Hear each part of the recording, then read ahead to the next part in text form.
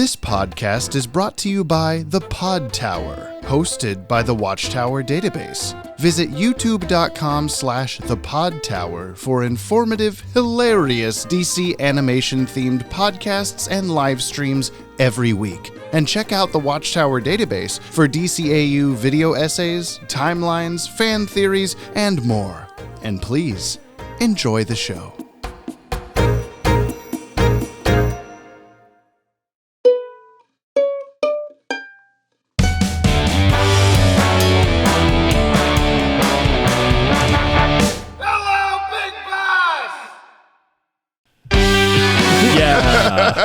You knew. Do it. Do it. Wouldn't it? They just heard our version. And why do I play the shittier version? Oh, maybe that's why we don't do it. Is that the shittier version? I mean, it's the OG. Maybe we our like theme are now our theme.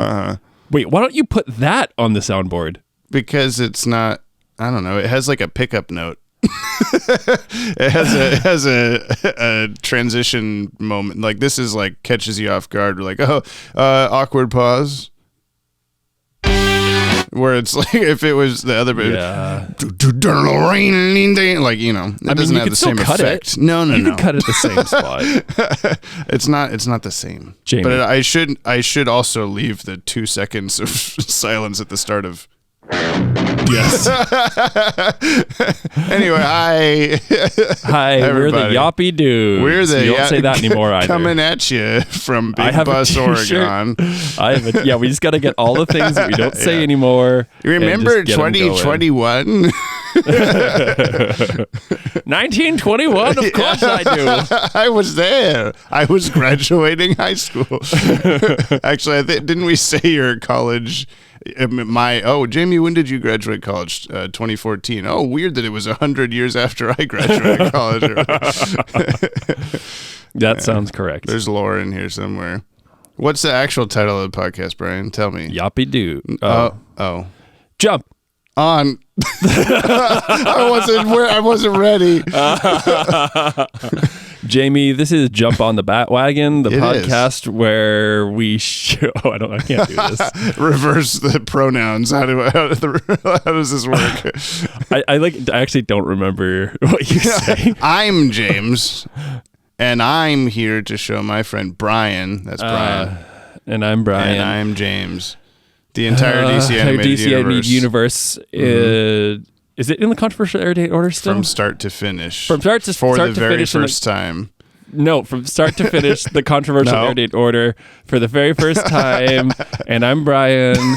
And don't spoil things for Brian. You should watch Brian, it. Listen. What? Listen. I'm talking now. You're holding the talking stick. Yeah. Are you holding the intro button? I don't think so.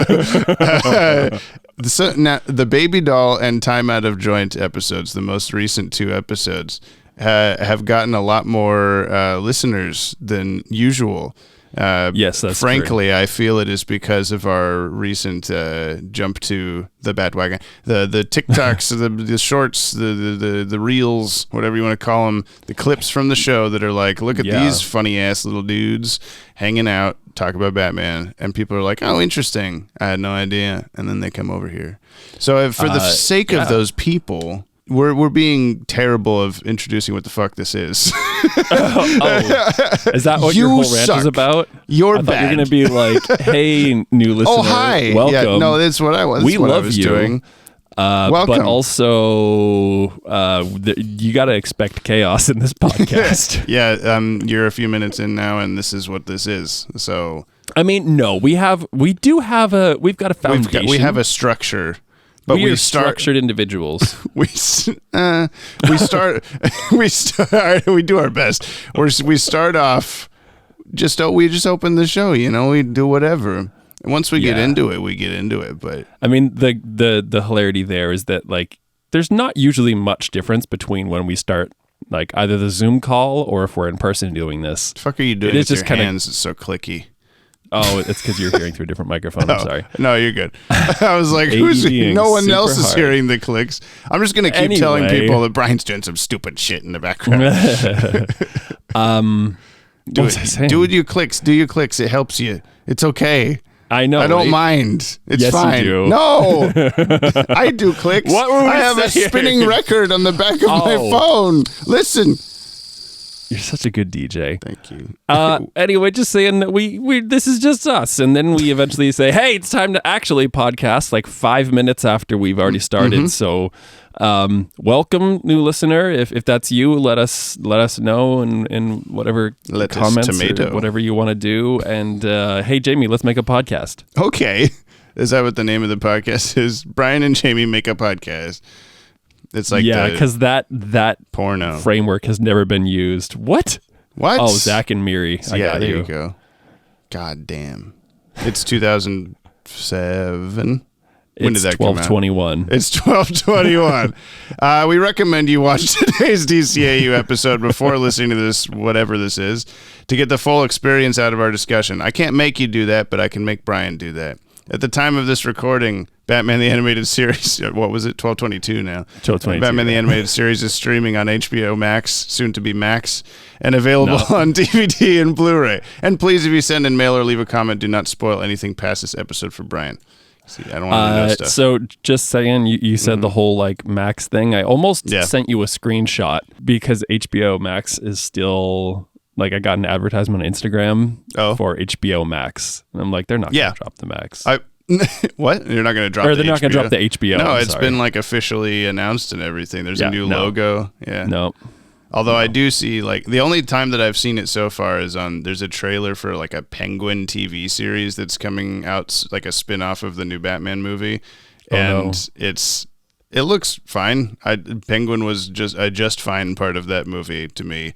I don't know why he's getting a whole show, but at the end it's blue instead of purple, and it just says Max. And I'm like, whoa, that's weird. That's not gonna stick. I also like that it's just like, oh, HBO, like we've considered ourselves like we're not even TV, like we're so much better than that. It's HBO, and then they're like, but we're gonna drop that part of the name. Look, we're an elevated streaming service, okay? Yeah, this is like the Adobe family naming convention. Lightroom CC, Lightroom, but it means a different thing. We're dropping the CC. Also, now it's Lightroom Classic, and it's fine. Also, the little icons. That for like Photoshop is PS, After Effects is AE, Illustrator is AI, Adobe Illustrator. I've hated that forever. Yes, they have to sit down here on the bottom of my computer mocking me at all times. I always, whenever I had access to which hasn't happened in a very long time, to the full Adobe suite, I was always trying to spell stuff with the letters, but it doesn't work. Prapes is what mine. Prapesai is what mine says right now. Anyway, today's episode, we're watching Batman the Animated Series, Harley's Holiday. See, this is where we start the podcast. This is where we kind of start the podcast. This originally aired Saturday, October 15th, 1994. We skipped 1 week. 10 a.m. Fox Kids. This was produced number 81, right after Second Chance. What? You say produced every time. I do. All right. This was produced. I do it. My brain is. So I have whatever the ism is that where you're seeing words as you say them, and I see the pra, and then my mouth doesn't do it for some reason.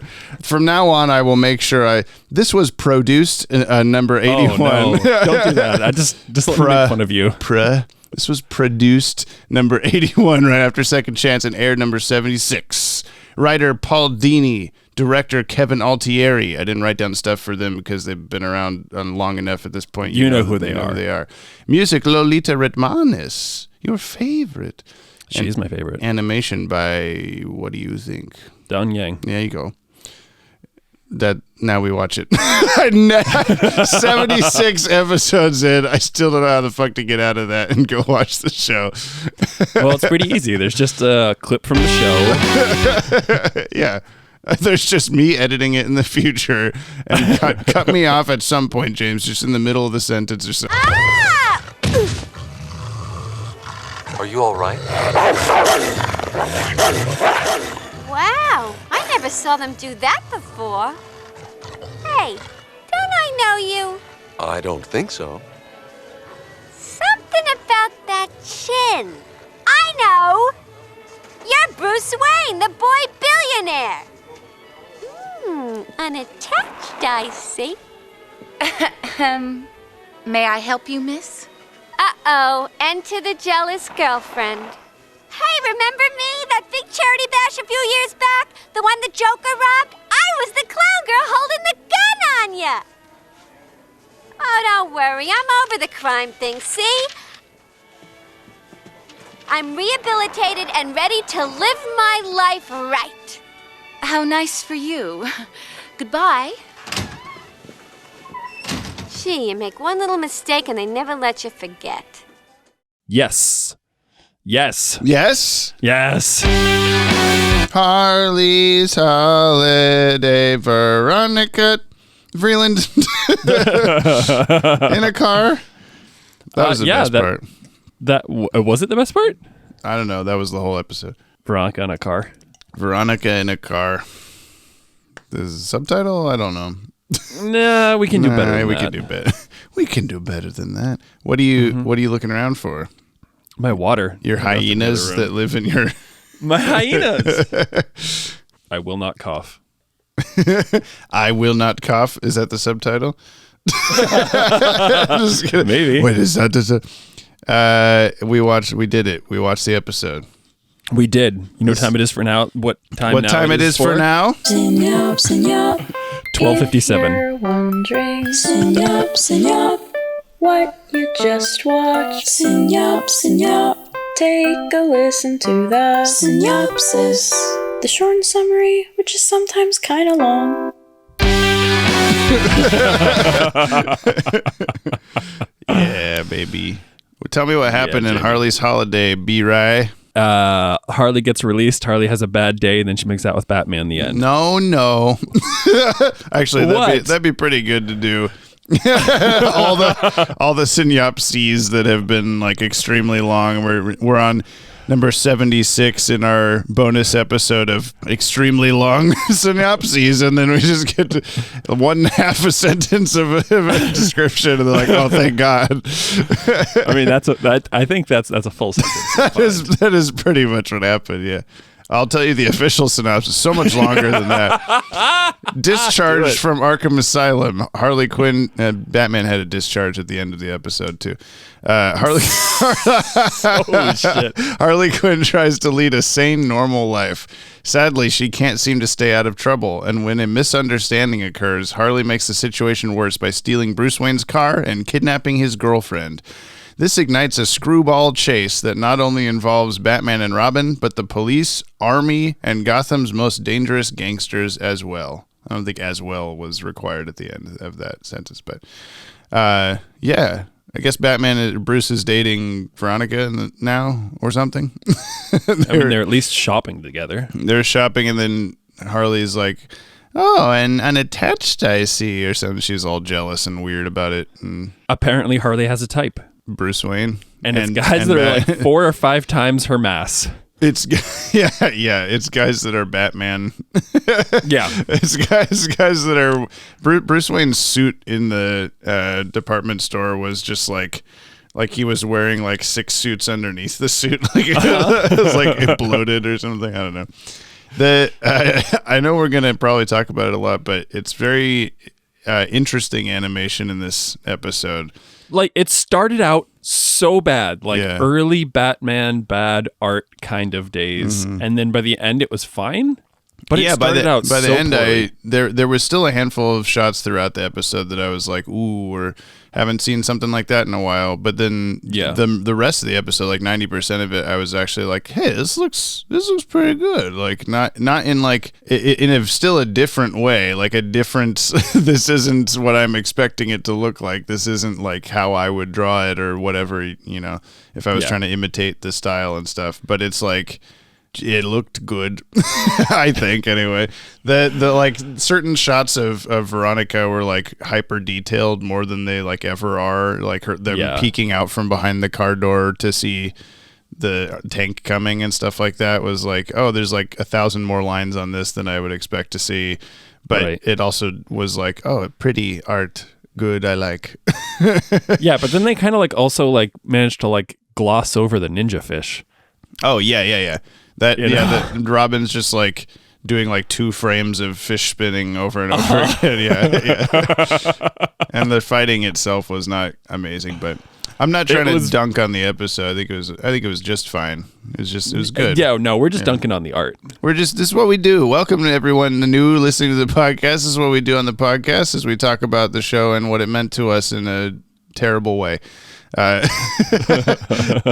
yeah, there are many shots in this that also have a like, when you see like a moving object in a comic book and there's all those like lines behind it, like wispy action lines. There's like a lot of wispy action lines. Yeah, there's like someone will move real fast and you'll just see those lines for a frame or two and I'm like, what? That's not what happens. Like I've never seen that before or not noticed it much. It just seemed like choices that were made earlier on in the show. Yeah. Which is why if this is produced so late, it's produced by a company it's animated by a company that's done so much art. Like, why does it seem like an outlier? Yeah, it feels like it's like a B team or something like that. Like the other guys that work at Dong Yang did this one or something like that, and not in a negative way. Just in like why is it's labeled Dong Yang did this, but it doesn't look like any of the other Dong Yang episodes or whatever. Yeah, it's weird. Yeah. The action lines, and then there was also it was the very beginning of the episode. Harley's sitting in the Arkham doctor office, and her like face and hair and just everything is just so different looking than we've ever seen her before. It's like you told someone what Harley looked like and asked them to draw her without them actually seeing what she looks like. Skinny blonde with pigtails and like big red lips, and she's in a Arkham jumpsuit. They're like, okay, and they just draw that like, yep, that's what the start of this episode is, but it's not. Yeah. It doesn't look like the show or whatever. It was kind of weird. So that was tipping us off to like, oh no, is this going to look weird?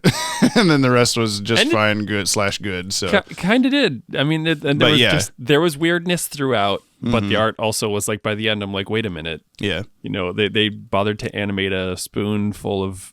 Yeah.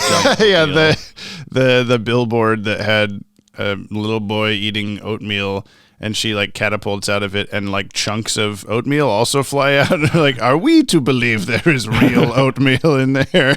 How often do you think they refresh the giant oatmeal? I think it's just like fluff. It blows out of there every couple of days, and they have to refill the oatmeal fluff. There's just a like back alley behind that building that's full of oatmeal fluff that nobody's cleaning up. You hate to see it. They say the villains are rotting Gotham City. It's actually Oatmeal Boy. Oh man. So let's talk about some other stuff. Yeah, I did like like this says a screwball chase in the description, the synopsis. It made me think of like almost airplane style humor of the like all the cars are coming at each other from the same direction and everyone's finishing each other's sentences like in that moment. And then they all just pile into each other, Blues Brothers cop car style, where it's like just an over the top. Like I realized in that moment that like, you know, everyone's racing, heading toward the Veronica and Harley car, but the first person to get there and roll over the top of it is her dad. And then he goes, oh, Veronica, or whatever. Like, did you die? Did I just crush you to death? I had been shooting tank missiles at you or whatever. I still can't fathom that one. Yeah.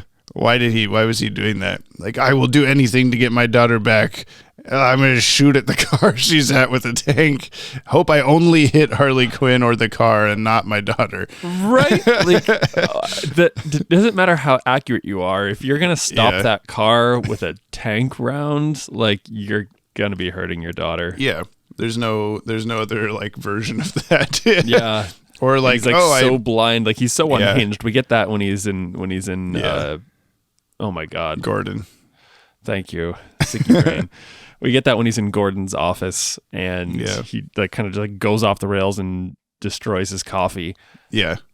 So we know that he's kind of an It unhinged was such a big individual. deal too. Like, oh, I'm so sorry. Can I use your phone? I need to call in the military. Yeah, I don't have any other way to do that myself. A general. He was also he was also the depiction of draw a general for me. Like he's wearing like the helmet and the many awarded like decorated jacket, and he's got his little baton stick thing and everything. He also Isn't that the exact same character design for that, like, I don't know what if it's like insurance or something, like the general. Oh yeah, go to the general, save some time. Yeah, go to General Freeland. Yeah, he's not as short. He doesn't have a big mustache. Yeah, go to the general. He's gonna fuck up your coffee. Yeah, he's gonna roll over your daughter. Take that as you will. Oh my god. No, is that the general from the insurance commercial? No, that's the general from the insurance commercial in a tank. He's still shouting his little jingle. That was an amazing moment in animation history. I do. Okay. There's a few moments that we mentioned as they were happening where, just like with Harley Quinade, I don't know if it's coincidentally because it's Paul Dini or what, but something caused there to continue to be like awkward, unnecessarily long pauses between moments in the episode. And the first one in the episode, like at the very beginning, was like the most awkward. Yes, it was like the handshake. There weren't a lot of them. Yeah, it was the handshake. Well, not the handshake itself. That's right. Yeah, fine. But the pause before he talks. Yeah, you see him for like a long time. Like, it's one of those things that's hard to describe because it's more just like feeling the rhythm of the edit or whatever. Yeah. Yeah, but it's just like, and then she says like, oh, such and such line to transition into the scene where I'm at the mall. Wait. Cut to guy screaming about the hyenas, and I'm like, that was way too long.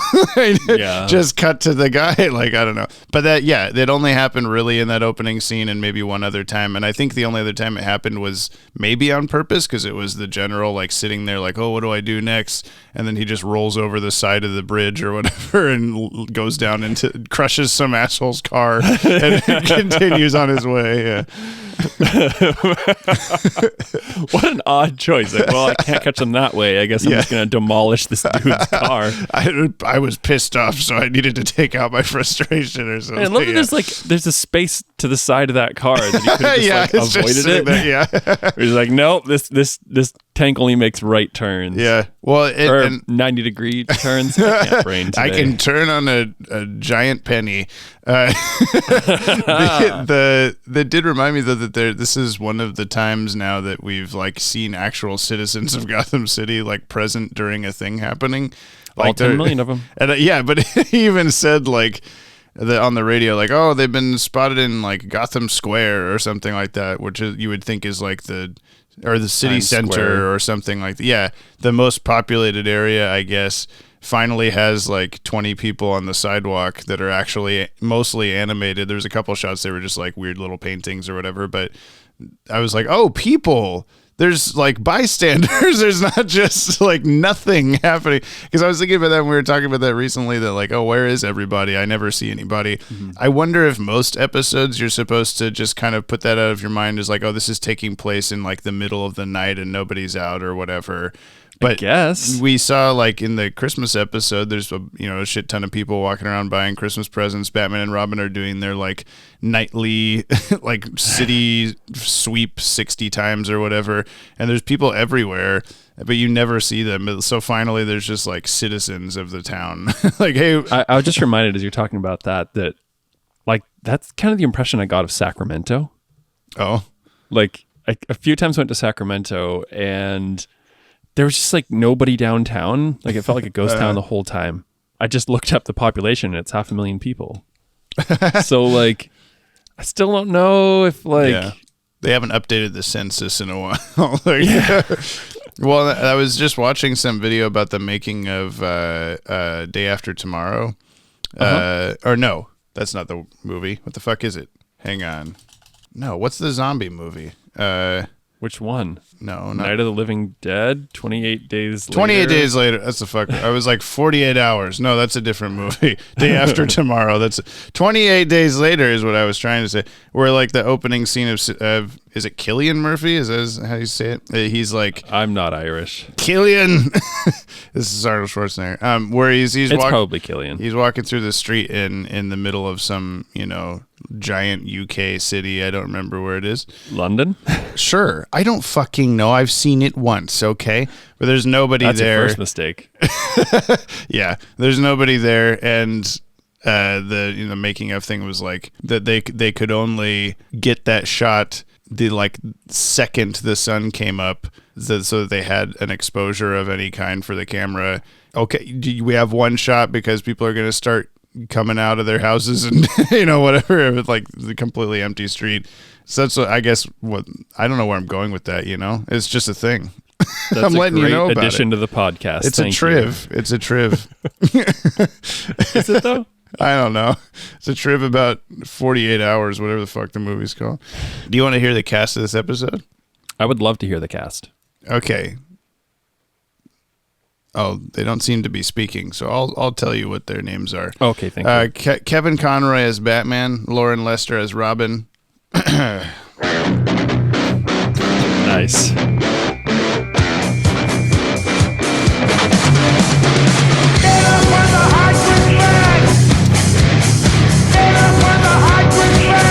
At this point, we're like, it's just a thing we do. We're like, okay, hit the button. We're just gonna sit here and kind of nod as it's happening.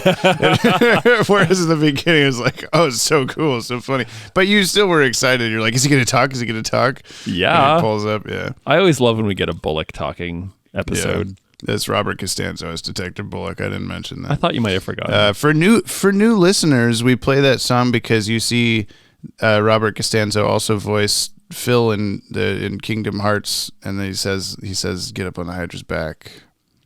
Now you're in on the joke, and you got it. So funny. Bob Hastings as Commissioner Gordon. Franklin Cover as General Vreeland. I went to his IMDb, and he had a bunch of like little things in the 70s, but the thing he's most known for is 251 episodes of The Jeffersons as a character named Tom Willis. I don't know the character. I haven't watched the show. I know what it is, but I haven't watched it. Mary Lou Henner as Veronica Vreeland. Dick Miller as Boxy Bennett. He was previously Boxy Bennett in Harlequinade and Chucky Saul in Mask of the Phantasm.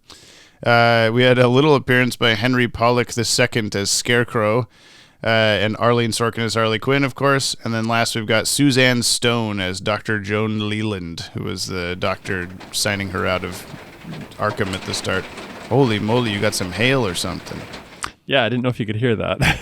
I mean, yeah. Everyone, welcome to Hail Hour. Hail on the Bat-Wagon? Hail on the hail. Suzanne Stone was in 14 episodes of Sanford, which was the sequel series to Sanford and Son, as a character named Sissy Lewis. She was also additional voices on, say it with me, Duckman, Private Dick. There you go. Hail Man, Private Hail. Yeah. I know, it's really picking up out there. Trivs. Harley Quinn's legal parole documentation gives her name as Harley Quinn. This is a legal system document which should be under a person's real name. It should have said Harley Quinzel. Oh my God. The diploma stamped sane Harley displays from Arkham Asylum is signed by Kay Altieri as a nod to the episode's director. I think it was just Kay Alti or something, but still. Oh. When Harley and Veronica back away from the Batmobile, the marquee above the bijou reads a porous lion, which you noted. The triv here says this appears to be misspelled pun on a chorus line, but I don't know if that's a pun, because why is it like that's not even how you spell porous, so I don't really know. I was also really like, it's a SpongeBob musical. Yeah, I was kind of like, okay, well, it's some kind of nod to a chorus line, but I don't know what. And there's no triv about zombie poo. There's like big neon letters. Yeah. Was the like the aspect ratio on yours different? Because it like kind of looked like it could have been Poo, or could have been maybe like FOO, maybe it was zombie food. Maybe it was Yoppie Dudes. Maybe it was Zombie Foods. We have a new. They changed their name because no one. New piece of merch. It's going to be Zombie Poo. What was that about 28 days later? There we go. That's why I brought it up. Boxy Bennett escapes in a fish truck labeled Foley's after Kelly Ann Foley, a crew member, ironically, from the sound department. Oh! Whoops. She probably worked with the Foley. You know what I'm saying? Yeah. That's what I wondered if it was some reference to that, which is funny that I'd forgotten. Yeah. I also liked Pete's fish prominently displayed behind Batman, like, "Pa, pa, pa, pa, Batman's got here," and then there's just Pete's fish. Yeah. Oh, okay, yeah. I really liked Batman, like, Boxy, like, gave the rules of the situation. Yeah. You know, and talking to Harley, and then just hear Batman respond, "Got it." Yeah, yeah. Yeah, there was good dialogue in this episode. Like, there's great dialogue in this episode. It was good Paul Dini stuff. Yep. Now, this Triv says, the fighting moves used by Robin spinning two fish against two villains are the same moves used by Bruce Lee during his climactic showdown with two nunchucks in Enter the Dragon, 1973. Oh my now, unless Robin's exact movements were based purposely on those moves, I don't understand the comparison, because it's like Robin used fish like nunchucks. This is much like when Bruce Lee used nunchucks in a movie. Like, what? I mean, maybe it was like not necessarily rotoscoped, but I wonder if it was kind of like choreographed the same. If that's true, then cool. But if it's not, then it's like an opinionated Triv. Tell you what, maybe should rate the Trivs from now on. Maybe you should just take that clip, take it from Bruce Lee's fight, and then take the fish. What if they did rotoscope it and Robin was just like extremely smooth during that part? It was like purposely. I would like to see if the fish can transpose Bruce Lee. Yeah, somehow I doubt it.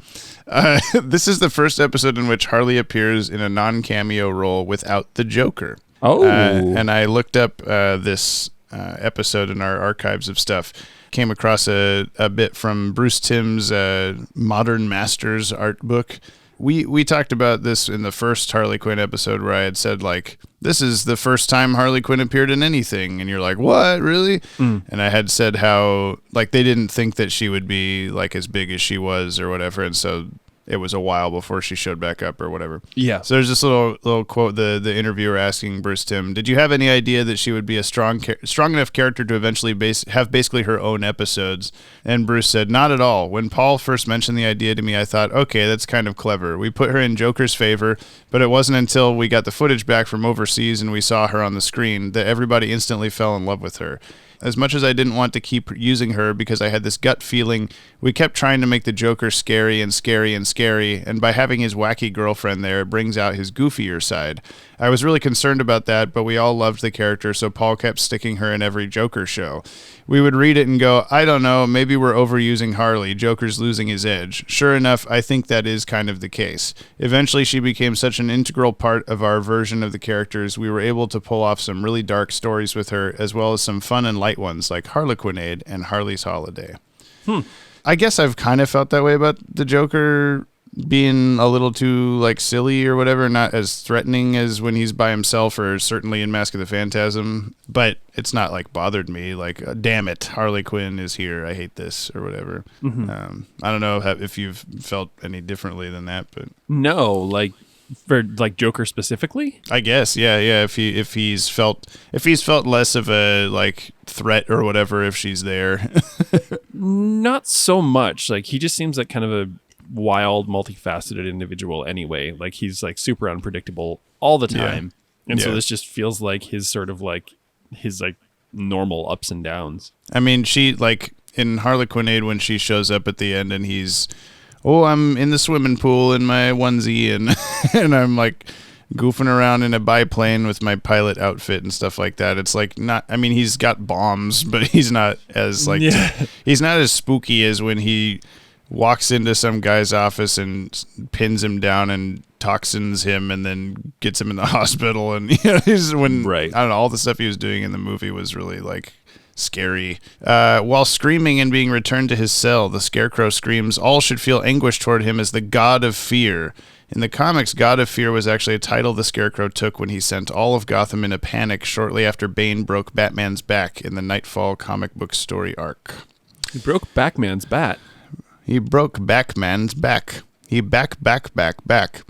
He's shouting a bunch of stuff and then turns to Harley and like, "Hello, my child," or whatever, and then keeps screaming. That was pretty good. This is the last thing I've got. This episode and the one previously aired, Time Out of Joint, were cited by Paul Dini in the book Batman Animated as being two notable examples of few and far between BTAS episodes with title cards depicting character portraits. Most often, the cards depicted an emotional impression of the given episode's theme. According to Eric Radomski, who designed many of the cards, going with the overall retro 40s feel we were giving the show, we wanted to treat the episodes as mini movies. The title cards allowed us to create great drama in a very subtle fashion. It was a process of trying to capture what the overall episode was and not just show a scene or moment from it. Yeah. That checks out. Yeah, last Time Out of Joint was just like, in the art style of the show, Clock King standing there with a little shit-eating grin, and like that was it. And this was like Harley Quinn with their hyenas in the art style of the show, standing there doing like it wasn't as like artsy or whatever, but it was also still Art Deco. Artsy, I think. Yeah. It was very Art Deco-y, which was, I think, like just having just watched it, I think that kind of framework behind her was similar to what was holding up the signs at the end of the episode. Oh, maybe. Which was also a good part of the episode. So, really talk about grasping at straws. That's like, I kind of wanted to say that like the more negative things are always the easier ones to talk about. It's always the stuff that's like more engaging and we're laughing about it, how fun. Yeah. But like, this was actually a really good episode. And I don't feel like we've like taken enough to any moment to really say that. Sure. The art was crazy at times, but pretty good at others. The story was like, I like actually was feeling for Harley in this one. Like, oh man, because like I think we've all had those moments where not necessarily you're doing things that extremely, but you just keep like you make a mistake and then another mistake and another mistake, and all these little mistakes add up. Your and past you just, like, is haunting you. Yeah. Yeah. You can't get away from it. Yeah. And I just really actually honestly felt for her in this episode. Yeah, and especially the last scene with when she like kisses Batman and stuff is always a little bit weird. Like it's like Batman's a little too into it or whatever. But it's a funny little moment, and I do really like the "what are you looking at" or whatever. And Poison Ivy just smiles, and then the episode closes out. Like she doesn't even say anything. Yeah. But like, why did you follow me around trying to help me all day? So I had a bad day too once or whatever. And you were like, good thing you only had one bad day, Batman, or whatever.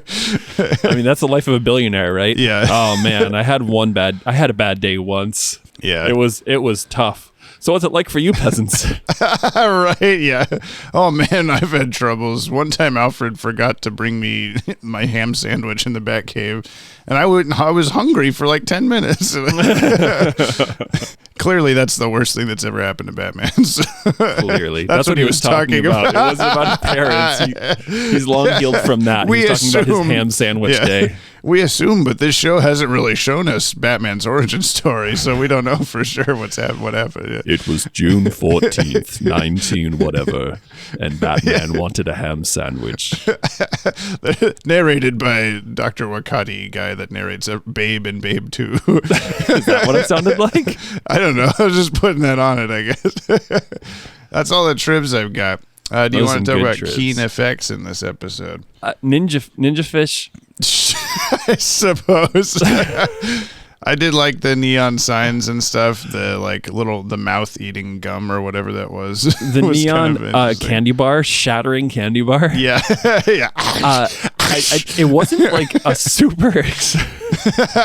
There's someone back there just smashing trash cans with a sledgehammer for the sound effect. Yeah, like, please, sir, can I stop? Like, no, this is what I pay you to do. Time it right, you ass. It has to be when the lips close. You know what? Okay, going back to like speaking negatively about things, there were just some badly timed like, I don't know if it had to have been the editing, voiceover bits where they just didn't line up. Did you notice that? No, like what? Mostly at the beginning. Okay, maybe the first 5 minutes of the episode was not Dong Yang. I don't know what's going on, but yeah. But okay, so Keen Effects, something that stood out to me that it wasn't impressive, but I just was really drawn to it, no pun intended, were the headlights. They kept showing Bruce Wayne's car when Harley was driving it from the front, and the headlights just had this like perfect glow. Yeah. There was like no lens flares, there were no lighting effects, none of those like detached floaty headlight beam things. But just like the glow of the headlights, I was just like, oh man, that's cool. Yeah, there was like 5 different versions of headlights in this episode alone. Like we've had many an episode of this podcast where we go like, oh, now flashlights and headlights or whatever are just circles. Where's the beams and stuff? Yeah. Oh, and now it's only beams. Okay. Oh, and now it's 16 overlapped lens flares. Okay, now it like there's no like series Bible determined way to represent lights or something like that. Like every animation company is doing it differently or something. I don't know. But in this episode, there was Bruce Wayne's car had good glowy headlights. Bullock coming up over the top of the hill. There was like lens flare orb things that shot over the hill before his car did, and then he came like the lights were hitting the lens of the camera before he got like. You know what I mean? Like before he came into the view of the camera, which I think is kind of realistic, but also was maybe a little too separated from the car.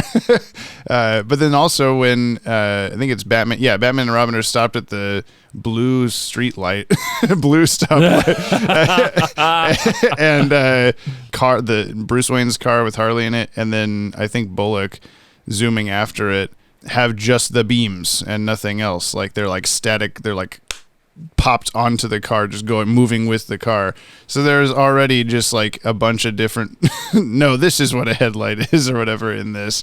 So I don't know. I'm not making fun of it, but it was interesting. Dong Yang had different ideas. We're just kind of I'm Dong Yang headlights. No, I'm Dong Yang headlights. Yeah. You got some fucking hail over there, man. I know. Any other keen effects from this? There's not a lot of like cool things going on. There was a shot of Veronica Harley driving down the street where the street was almost like 3D disappearing into the distance. Like I couldn't quite tell if I was just looking at a really well done cell on cell on cell, or if they utilized the like budding computer technology they've been using lately for rain and atomic explosion lights and stuff like that. But the first half of this episode, you just triggered. I wonder if that was if Dong Yang or whatever like messed up the first half of the episode so bad, and then they needed like a quick re-edit. Oh yeah, maybe that would explain why the first half is like seemingly much different art. Maybe it's one of those situations like Grey Ghost where it's like, it's this company, but secretly we sold it off to this other company and we didn't tell anybody because we were overworked and blah, blah, blah. Yeah. I don't know. It's impossible for me to know unless like 60 people deep I have the answer actually but like all we can know is like Dong Yang is credited for this episode, but it doesn't look like any other Dong Yang episode. I mean, yeah, like I was saying, the art is good. Like most of the art is good. It just that beginning, well, like 16th of the episode, I was cringing over. Dong Yang eventually either partners with or like merges with a company called Coco, and the combo Coco Dong Yang is like almost the entirety of Batman Beyond, and a lot of Justice League episodes. Like they become the like standard like go-to, like this is the good one, this is the one that we use or whatever for a long time.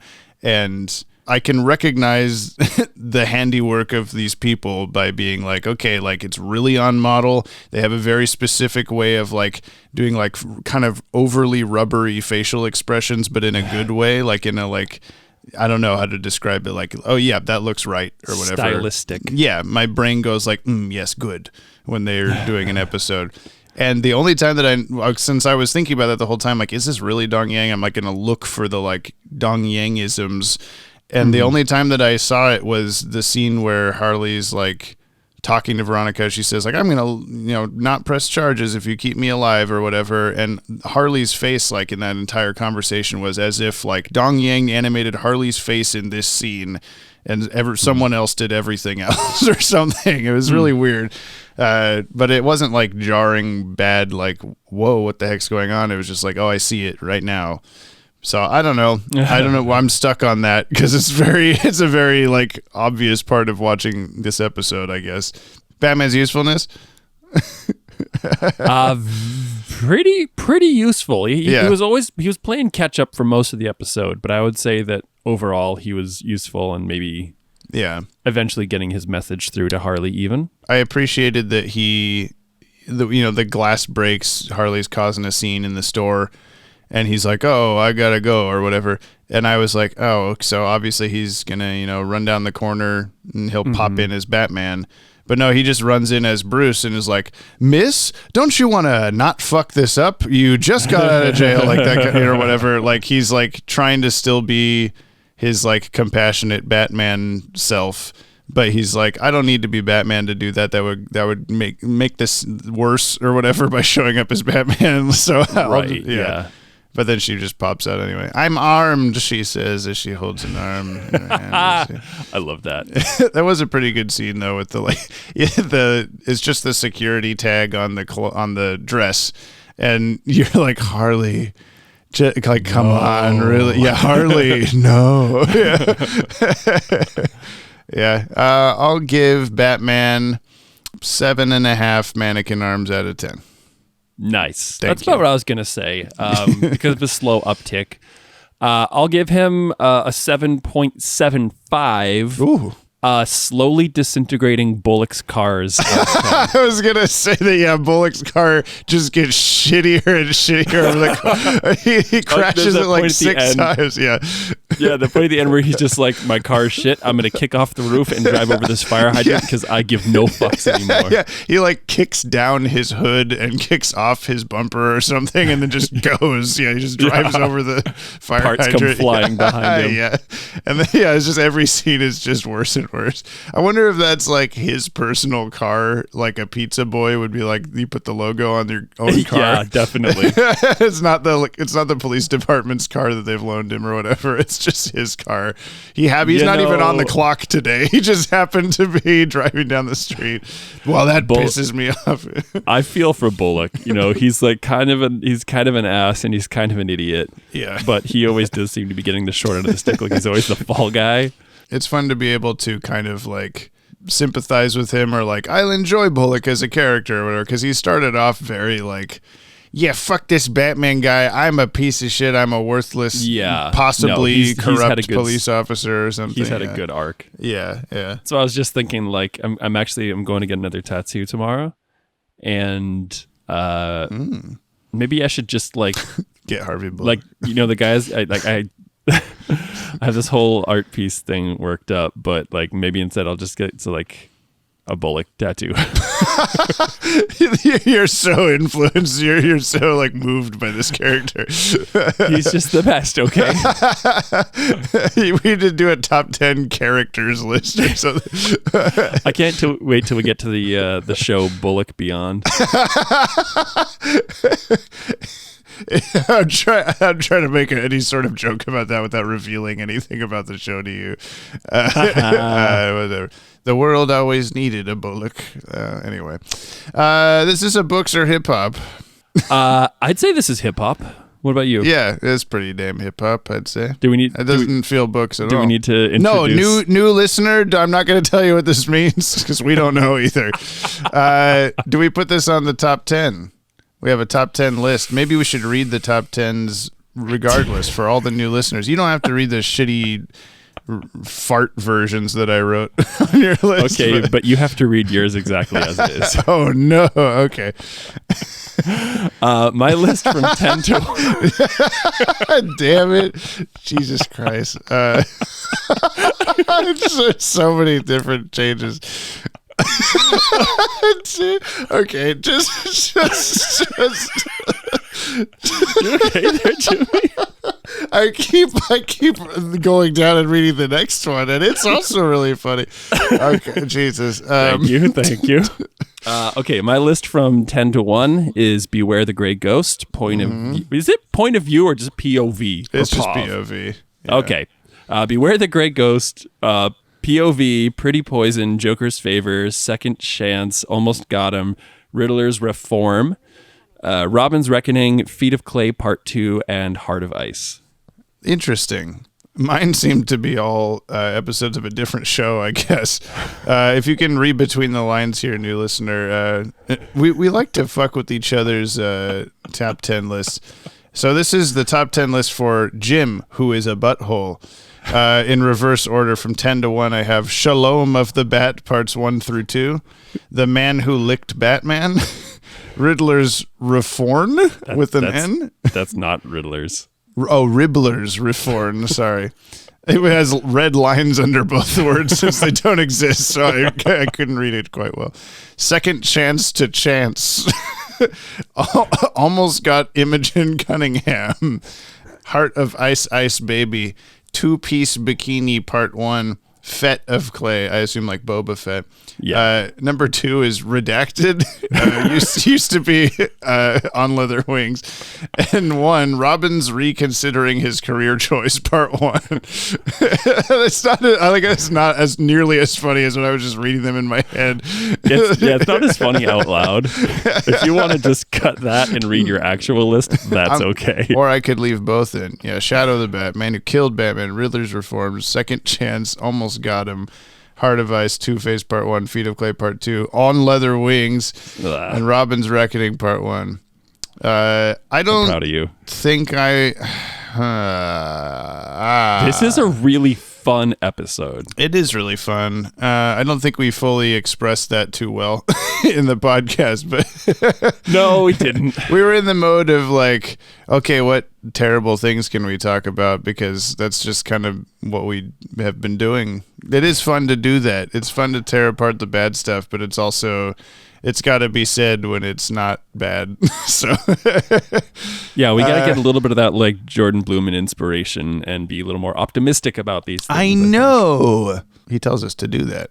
He does. It's right. It's kind of almost right there with my number 10, which is Shadow the Bat. Yeah, I mean, same. Because I think Shadow the Bat's on here for me because when we watched it, I was like, oh, this was way better than I remembered. And whatever is currently here at the bottom of the list, I think it's better than that. So that's just been like sitting at my number 10 waiting to be kicked off by something better.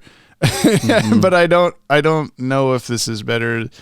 I think I'm going to have to go with no. I'm going to leave mine alone. But it's very close. I'm so on the fence. Yeah. And I'm like, you have Beware the Grey Ghost as your number 10 right now. I know. And I love that episode. And my thing is like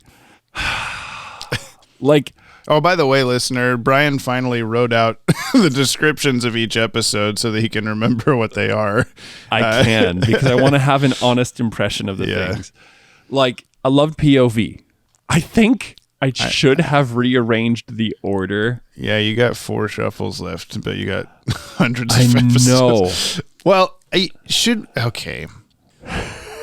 We've had this rule this whole time, and I'm trying to decide now whether that should be that because if we're going to split our top 10 lists into like top 10 for the show we're currently watching and the Yop 10 for everything.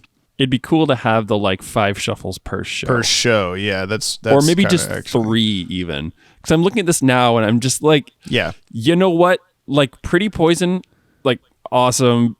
POV, awesome. But I'm like, not as good as this episode to me. I'm more impacted by Beware fucking God. Yes. I'm more impacted Beware the Gray by Fart, Beware as the it Gray says. Ghost. Yes. Let's make that change now. Let's say each show gets three shuffles total. So we've used 1. Okay, so then we'd have far. So you'd have 2. Yeah, and we both have 2 shuffles remaining. Okay, I'm gonna use a damn shuffle. Yeah. I'm gonna get. Okay, here we go. I'm going to try to Google Doc my way through this. Live on the podcast, Brian types letters you can't see. I know. Is this engaging? Yeah, I'm gonna do this. Boom. Beware the gray fart. Boom. From out of the shadows comes the gray fart. Voiced by Adam West. It's not me anymore. I'm not the gray fart. Did I do this right? Yeah, you did. Wait, what did I kick off? I don't know. I don't remember. Joker's favor was above Pretty Poison, so you've deleted Joker's favor. Oh, that's my problem. But if you want to delete POV and keep Joker's favor, then you choose. That is what I want. Oh, man. You know what? It's the end of POV. But is POV better or more impactful than Pretty Poison? Pretty Poison. Yes. I think you're right. And if I'm doing a full shuffle, I'm gonna get rid of Pretty Poison. Oh, okay. Wow, what a day. Damn. What a day. We got rid of Pretty Poison. I'm feeling better about this because I feel like I've been holding on to it, adjusting my list, because I'm like, I can't kick off Beware the Grey Ghost because, again, like, whether or not you think Jimmy, or anybody else thinks that like the impact or whatever of Beware the Grey Ghost, like the reality is that like months later, I'm still thinking about it. Yeah. It's when you've had such a hard time getting rid of it. And I remember when we watched it, it was really good, but you also had plenty like negative to say about it, which made me think like, okay, like maybe your memory of the episode is better than what you felt in the moment. But which is something we've talked a lot about with the show. Yeah. And it is kind of about that in a way of like it stuck with you or whatever. So it's not that there's nothing like invalid about that or whatever. Like I'm not saying it's the best episode ever. Yeah. Like obviously On Leather Wings is awful, but it's still your number two. Of course. Yeah. You mean Redacted. Yeah. And I also think it's that staying power and the whole like I don't need to. And of course, maybe because it's an easier. There's only one Grey Ghost episode, but like I don't have to look back on the synopsis to know what that episode is. And still like think about like one of the biggest things for me was like, well, what was Adam West's impact doing that show? How did he feel? It was basically a metaphor for his life and his career up to that point. Well, what was Joker's favor about without looking at the thing? Joker's favor was the guy who he did. I can't remember what he did. But he ended up basically in the Joker's pocket, and the Joker's like, yeah, I'm going to be like, making good on this sometime. And then it goes. It was road rage. He ran him off the road. And that's what it was. Yeah. And so I think this is where the top 10 list gets like muddy for me, and also why I needed to write those synopses down. Is that like, there's okay, this is a quality episode and it belongs on the list. And then there's the episode was like so, but it had these like such like emotionally impacting moments that it belongs on the list. And it's always just going to be like, that's how you personally felt about it. It's not right or wrong. Mm-hmm. Except for On Leather Wings. But I think it's also good that we changed the shuffle amount because like this show is the longest of any of the shows by like 30 episodes. And there's going to be a point where if we had that many shuffles in total, it might have been okay, but we would have had that feeling the whole time of like, oh, I can't do it until like the last show. So I think this is cool. Moving it to 3 shuffles per show. Yeah, that's fair. Plenty for the remaining shows, I think. So, Zeta Project 7 shuffles for 26 episodes. Yeah. Okay. This is the part where we do the That yop. That one small extra yop. Put it over. We drop What we drop? our weekly yop Oh yeah, those. into the comment box. First. There sure was a lot. Now Jamie's mad. Too bad we're all At least I am. just Dylan Pollock. yay. Let's say you almost didn't do it. After we do the Yoppie Mail, new listeners, we come back and I tell Brian the name of the next episode and he tries to guess what it's about. It's just not tries to. I get it right. It's he knows. It's remarkable. It's always so good. If you want to reach out to us like the fire hand at the end of the Cat in the Claw Part 2, you can email us at batwagonpod@gmail.com. I did it. Please keep voice messages under 60 seconds, one per person, just for the sake of the length of the show. You can and should also leave us a comment on today's episode on the Podtower YouTube channel, which may be where you're listening to this. And if so, thank you. Cool. Please subscribe. Also, it's on everything. It's on everything because we had a comment on a YouTube short being like, "Hey, is this on Spotify?" Yeah, which one, you can just check if it's on Spotify. But yes, you can. Yeah. This is from Pedro Enrique. Thoughts on Harley's Holiday. Hello, James and Brian. Back again to share my thoughts on this week's episode. Welcome back. Oh, by the way, I still can't believe Dan Reba actually listened to the messages. That feels insane to me. The actual director of the episode listening to my silly words. Anyway, yeah, we feel that way too. You should feel how it is talking to the guy for 2 hours. Yeah. Anyway, here's my thoughts on Harley's Holiday. 1. So Veronica Vreeland at this point has already been a victim to Gotham's biggest villains multiple times, but only now because of a big misunderstanding. Her father shows up. Where was he when his daughter was falling in love with the Penguin? In the military. Yeah, in a tank on his way. We didn't talk about it all. Shooting missiles at her. At the Penguin, yeah. Yeah, we didn't talk about the, remember that thing with the Joker and you did blah, blah, blah? I was the clown girl with the gun to your head. That was really good. That was one of my favorites. Nice. Yeah. Oh my God. 2, it's good Bruce trained Dick in the fish fighting style. They may not have survived this episode. 3, General Vreeland's military mind at work. I'm just going to fire directly at my daughter. That should help save her. Okay. Also, it's not just also when given the chance, I will completely run her over with my tank. With a savior like that, who needs enemies? Number 4, would the Joker be jealous or angry that Harley killed or kissed Batman? Not killed. He would be jealous that she killed him. But that's a good question. How does he feel about non-monogamy? Well, how does he feel about Harley kissing the person that he hates the most in the world? I don't know.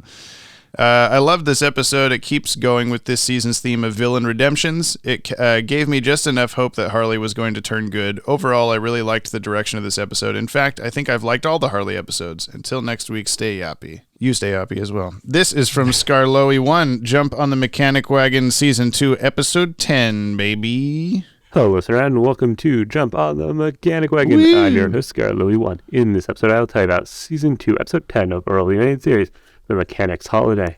Oh, perfect. Earl was on his way to Paris for his first vacation in many years. While on the plane, he was talking to a man sitting next to him. Then my boss tells me he wants the floor of his car to be made out of papier-mâché. Can you believe that? Earl then got up to use the bathroom. He bumped into a man. After a second, he realized who the man was. You're the ruler. Yes, I am. What are you doing on this plane? That's none of your business. Good point. Earl then returned to his seat. The end. This episode was a bit anticlimactic, but that's most of the episodes. Anyway, see you next week. Same TV time, same boo-boo channel. Kind of like the idea that this is just taking place at the end of the first Riddler episode where he escapes on his plane, but Earl's just like, oh, I seem to have gotten on the wrong plane. Like, I don't think I'm supposed to be here. Why are you on this plane? Why are you on my plane? I don't know. This is from Scotty Cameron. Harley should have waited for the clerk to remove the tag. Hey, Yoppie dudes, great show as always. Harley's Holiday is a good, fun episode. It's also one that makes one feel bad for Harley in some ways. Here, she just wants to live a normal life, but her paranoia starts to get the better of her when she doesn't realize that tag had to be removed by the clerk.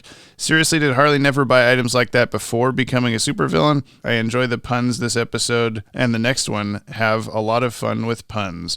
Batman should tell Bullock to go see Earl Cooper after this episode. Maybe that happened in an ETAS episode set around this time. Sure. Stay yappy. This is from Tapricot. Cot templations on Harley's Holiday. Lots of cot thoughts coming at you at roller skate zooming speed. only the best for one of my favorite episodes. Wait a minute. What? When did she take the roller skates off? Oh, yeah, I guess when they got out of the car at Boxy Bennett's place, but we never see that happen. Yeah. You were like, driving with roller skates. That's one way to do it or something. All right, hello, JoJo and Bizarre's Adventure. That was me jumping on the nickname wagon. Without further ado, here's Marley again. my contemplations on Harley's holiday. So the animation was a standout in this episode. It wasn't the most on model, but you could tell it was done by people who did a lot of anime, and in a way I really liked. I felt like the regular style, but crisper and more expressive, and I almost wish that it had been the style that BTAS eventually updated to later. Love the classic look we end up with eventually, but something about the stylistic choices in this episode, like the eyes and the hair texture and the movement and the expressions, just really popped and added a lot to it, which is important for such a fast-paced and comedic yet touching episode like this. I think that the story fits really well within its runtime, and we get to see something new, an actual real attempt at reintegrating after Arkham, something I don't feel like is talked about enough. Similar to real life, Harley experienced a lot of overstimulation and panic and overwhelm, like some felons do, because even though trying her best, things are tough. Every plotline and small adversaries tied together great, and I enjoyed how this episode fleshed out not only Harley, but Veronica too. Don't have time to dig into everything. It was just a really heartwarming episode that was really funny and also humanizing for a bunch of our main characters at the same time. Even Crane gets a moment of connecting to Harley as a teacher, and also the first one without Joker in it. Yeah, okay, bye. Allergies. Yeah, I guess I hadn't thought about how, like, Riddler's Reform, Birds of a Feather, Second Chance, all the ones that have been like, I'm the bad guy and I'm gonna not be a bad guy anymore, have all been like, psych, I said that to get out of jail or whatever.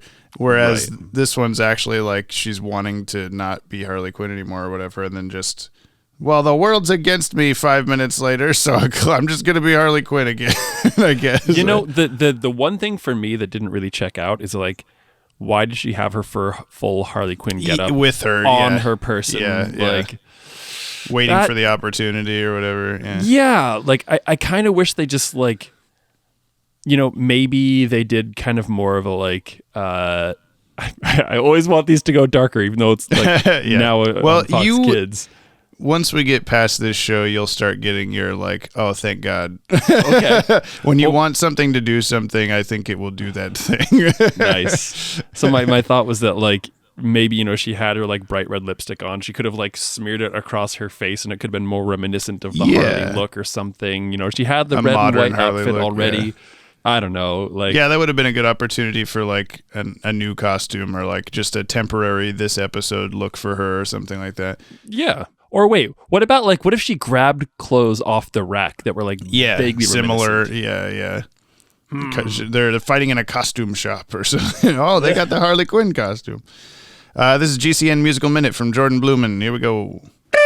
I gotta find the harmony. You're listening to GCN, Gotham City News with Jack Ryder. Tonight, Harley Quinn got in some trouble after being released from Arkham Asylum, but that's hardly our top story, because our top story tonight, some fucking madman drove a tank through the city. What the fuck? Now over to the music. Thank you for leaving space to laugh. I really like the leitmotif here. I realized this is the same leitmotif from Harlequinade, which I assumed was a one-off theme just for that episode, but I guess that's Harley's leitmotif, as it turns out. So that's pretty cool. Also, the flowery romantic music playing when she kissed Batman cracked me up. Never apologize for loving your fandom and try to stay optimistic. Yeah, there's like sexy saxophone music going on. Yeah. That was amazing. Yeah, having seen all of these, or at least most of these, like, dozens of times, it's going to be, oh, yep, that's the Harley Quinn music. Like, it doesn't stand out to me as, like, pick up on it now. It's the first time you're ever hearing it or whatever. But I don't think it shows up a ton, like maybe in a couple more episodes after this. But, yeah, that's cool. Dino-faced individual. Harley's holiday hench reviews. My random dino thought before we begin our hench review in earnest: screw Batman and Harley shipping. This episode made me want Veronica and Harley. Yeah, that worked pretty good. Fair point. I will say there is also the shot of them, like the tank just shot at them and then they're like peeking up over the car to look at the tank, gets often mistaken as being Poison Ivy and Harley Quinn. Oh, really? Because all you can see are like Veronica's hands and her like top half of her head. Okay. And it's always bothered me. That's not Poison Ivy, idiots. Yeah, get with it. Comments submitted by Cardboard Boxy. Again, I really didn't want to have to be making another review for Harley, believe me. I didn't, mod team. Every time I think I'm rid of hot clown girls, the universe just sends one back at me. Of course, said clown girl toys with my affections yet again, and then a bat comes down and ruins everything. Hell, his sidekick snapped me with his fish. Wait. Well, if I had to rate Harley anything, it'd be -5 stars. Why don't any of these girls understand I'm a nice guy? Hey everyone, Hench Reviews Moderation here. We're going to just give Harley the 5 out of 5 for this one, if for no other reason than having the patience to tolerate this guy more than 2 minutes. Yeah, it's funny that I think those are the 2 total appearances of Boxy Bennett, and they're in like almost back-to-back episodes, and then he's just gone forever. He gave up the life. I guess so. I'm going to check to see if Dylan Pollock has sent in his weekly voice message, because something tells me he hasn't. Oh shit, there is one. Okay, cool. I didn't get the notification, so luckily he got it in on time. This is Robin equips fish, plus 150 attack. Yes, I did get a text while recording, so say hi to Jizzle. Here it is. Hey, it's time for the Thoughts of the Week from Dylan Pollock on Harley's Holiday, or Harley's decree to not have donkey brains. Do you have such a certificate, Batman? Always sunny reference. I like how Scarecrow's doing his I'm the master of fear thing, and Batman just keeps walking like, use a bitch. The mannequin, I'm armed. That's a high quality gag. Just saying. I like that pretty much everyone except the general is very understanding of Harley being spooked and not wanting to get in trouble and just being scared. It feels very unrealistically compassionate in a nice way because, you know, the real world is just garbage. It's a great ending. I don't think this season's had a weak episode yet. Hi, Jizzle. And Robin, his usefulness rises like 150% when wielding fish, and I just think that's great. Maybe if we just give Robin some dead fish to wield at all times, he could really actually help out. Time for the question of the week, James's favorite part. Yay. What famous person have you met that got you the most excited, inside or outside of the DCAU? Random one, I met Matthew Broderick, and he seemed very annoyed to be recognized, but he begrudgingly took a selfie with me. My answer is Katie Sackhoff from Battlestar Galactica / The Mandalorian that's currently on Disney Plus. She was at a convention 2015, I think, and I still have been trying to get Joe, who has been on this podcast a couple times now, to watch Battlestar Galactica, and he refuses to. And my plan was to go up in the question line and just ask her to like shout angrily at my phone as I recorded her to tell Joe to watch Battlestar Galactica. And instead she asked me to come up on stage and film the entire room shouting, Joe Scott watched the fracking show at the phone. And have I not shown you this video? No. Yeah, and then she, comes back up on stage, and I got to touch her hand and help her back on the stage, and it was cool. You're a creep. And it's not creepy. I touched her. But then I was so like elated from that interaction being the first time I tried to get an actor from that show to tell Joe to watch it, that I have since interacted with other people from the show and tried to do the same thing in terms of like, can you please tell my friend Joe to watch the show? And they always like, I'm not going to do that. No. I'm like, oh man, like she kind of ruined it for me. But it's a highlight. It's a highlight. That's great. Do you have any celebrity interaction that you wanted to talk about? One time Tim Minchin punched me in the dick. And Tim Minchin didn't punch me in the dick, but he did comment on my seating choice at his concert. I've mostly met... Why? Because I ended up in the... what's that called? The like area kind of up over the stage. It's like not balcony. There's another word.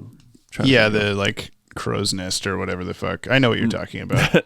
I know it's kind of similar. I know what you're talking about. Yeah. Anyway, so he shouted that during the concert. But yeah, I've mostly met musicians. I met Cheech Marin from Cheech and Chong. Ooh, that's cool. When I was young. But like, I think the most impactful, Kenna. There's a musician by the name of Kenna. Mm-hmm. He's a dude out of... Oh God, I need to research. I was gonna say, I'm like, that's not right. He's from Addis Ababa. Okay. Oh. So Kenna, he's an Ethiopian musician, and I've just like always been in love with his stuff. It's always really creative and really wild. And like I was at his show and just like walking to the bathroom, and then he was just there, and I was like, oh my God, Kenna. And he's just like, oh hey, and he's like super nice and super polite. And I was just like, kind of, like fangirling like crazy. Yeah. And he like stopped me to be like, hey, well, what's your name? And I was like, Like, that's so not important. I'm like, I'm Brian. And he goes, I'm nobody. Oh. He's like, hey, Brian, it's nice to meet you. My name is Kenna. And I'm like, yeah, it is. I know it is. My name is Brick.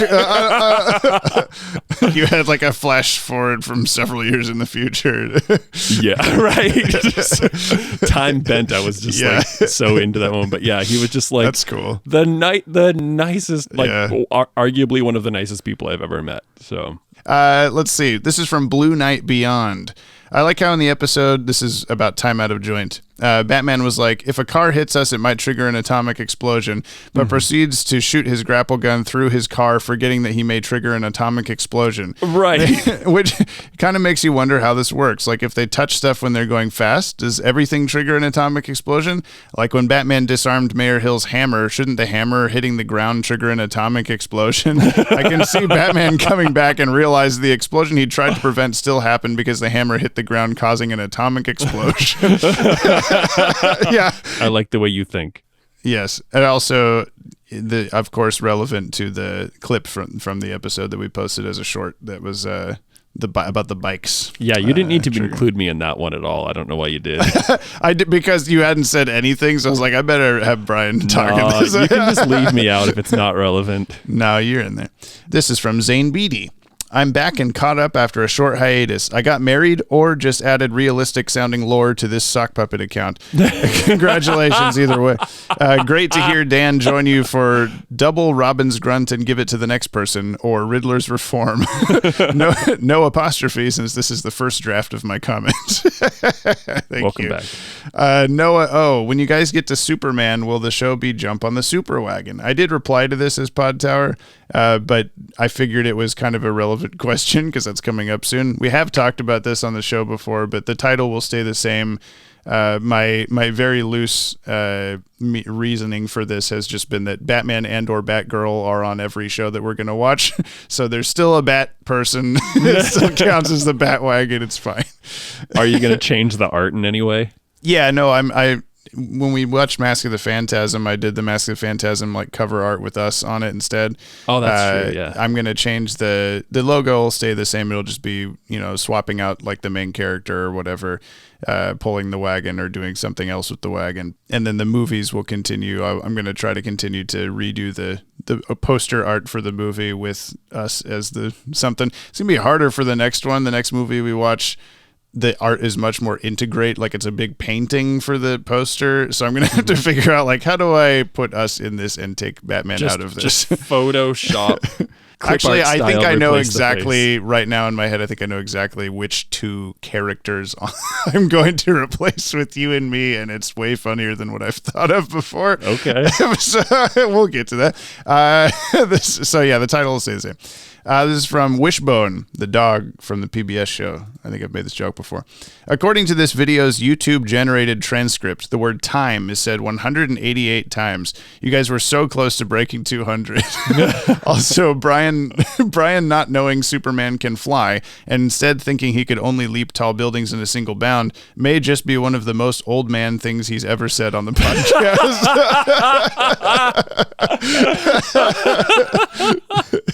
I was asking about the mechanics of his flight. Okay. I know. It was too good not to include. No, I love that. Batgirl Fangirl. Harley's Holiday. I think this one is probably my favorite Harley Quinn episode of the series. She's so adorable in this one, you can't help root for her through her many zany antics. I'm not sure how many bumpers Harvey's car has, but one seems to fall off every time he crashes. The part where the henchman turns around and runs into a post never fails to make me laugh. We didn't talk about that either. Oh, we didn't. Damn it. The guy really like uncomfortably backing up from Batman, and he's like an inch away from a street pole, and then he just turns around and slams right into it. It's really good. It was so well timed. Yeah. I love the animation in this one. It really suits the episode. I thought the facial expressions, particularly Harley's and Veronica's, were exceptionally well done throughout. Such a keen podcast, guys. 5 stars and 5 nunchuck fish. That's a new emoji. Yeah.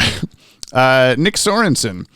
I think I'm supposed to say this one in the Clock King voice. It was exactly 2 years, 0 months, and 17 days between when Clock King's debut episode first aired on Fox Adults and his reappearance here, or 746 days, 17 hours, 30 minutes, and 0 seconds.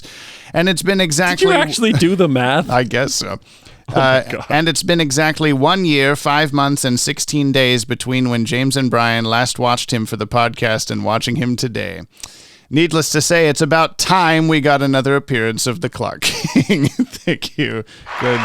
Fantastic work. Well there. done. Last first is Mark Aquino. I almost said Marquino Aconi or something weird like that. Lanola Coney. Lanola Kino. I don't know what I'm saying anymore. Harley's Holiday, or Harliday, if you will.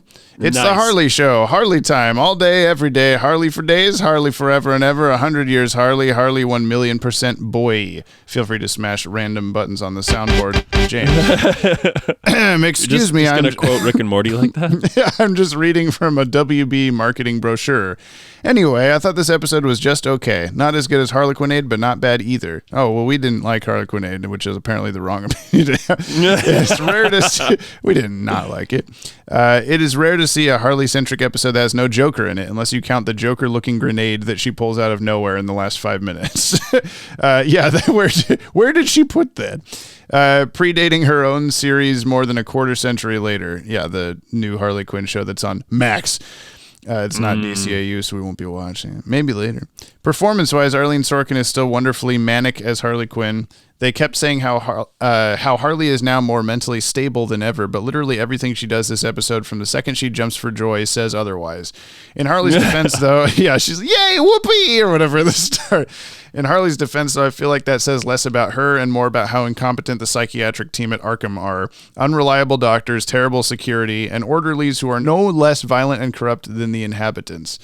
Gee, Mr. Wayne, you got all the money in the world. Why not put some of that money into making Arkham Asylum better? This is why they say eat the rich.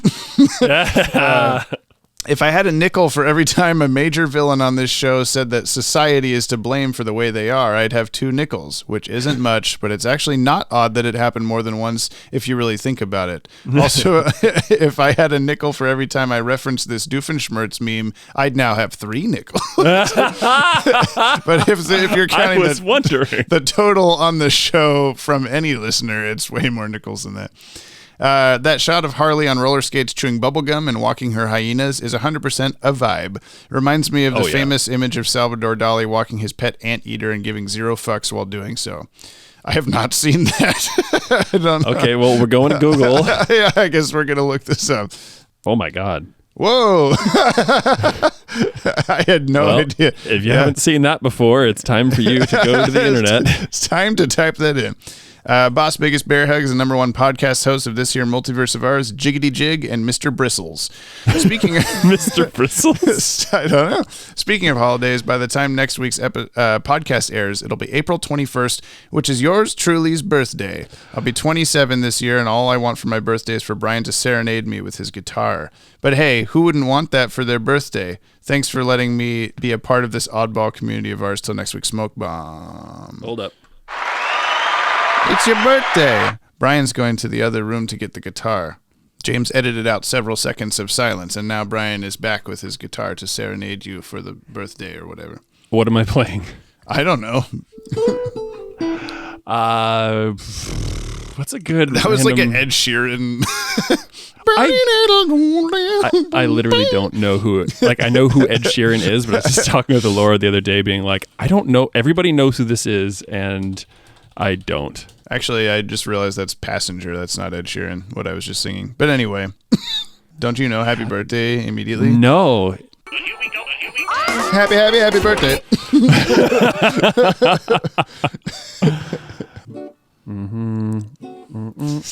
That doesn't seem right at all, does it? While Brian's practicing, I'll let you know that if you want to hear more discussion about this episode, you can check out the DCAU Review and Tim Talk podcasts, also available on the Podtower YouTube channel, just like this podcast. And thank you to Kimmy, Cooney, Phoenix, Viltsu, and of course, Brother Broderick for all our musical themes, including this one that he's about to play.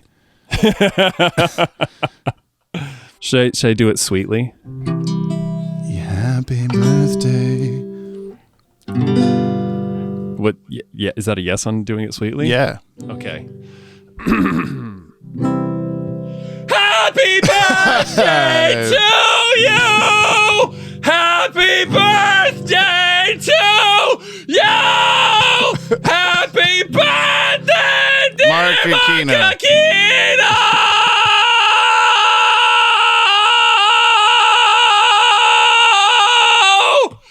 Happy birthday to you!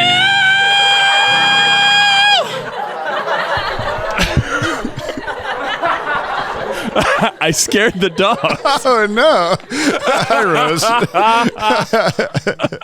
Well, I think that's the show. Was that sweet enough? Yeah, it was great. I don't know how I didn't expect that. I should know by now. You should.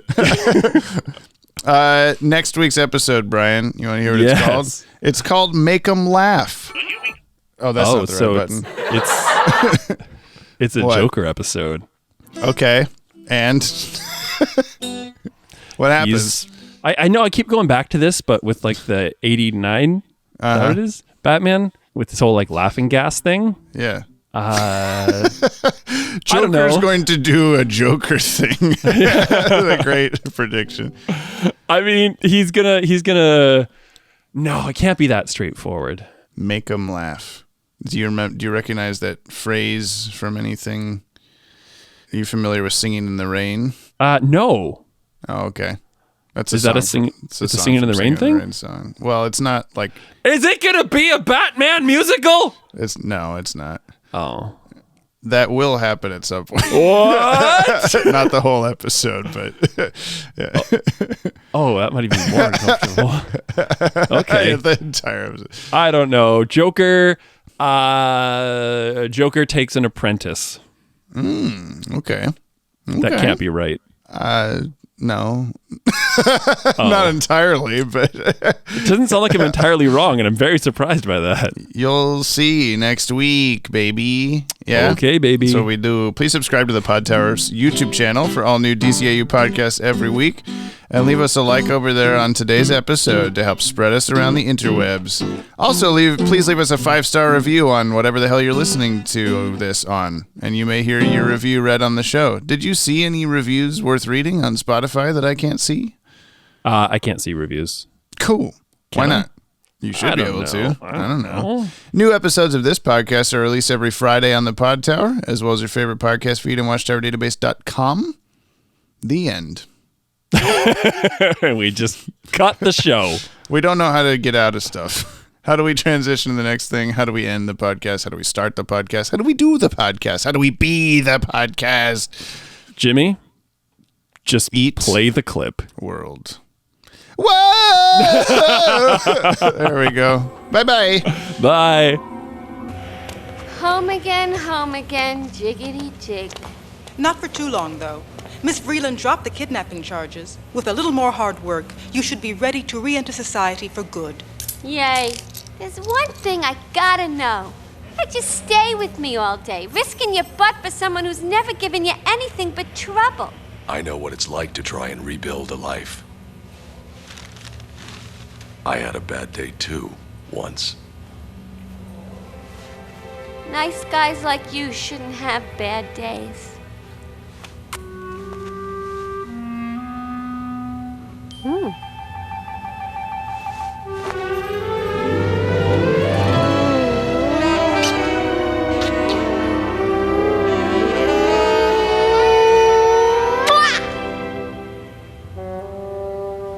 Call me. Don't press your luck.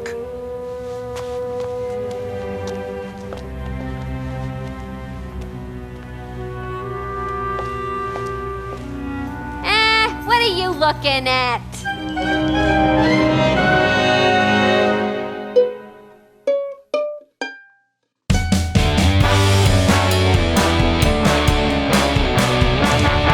Hello, Big Boss! So stupid.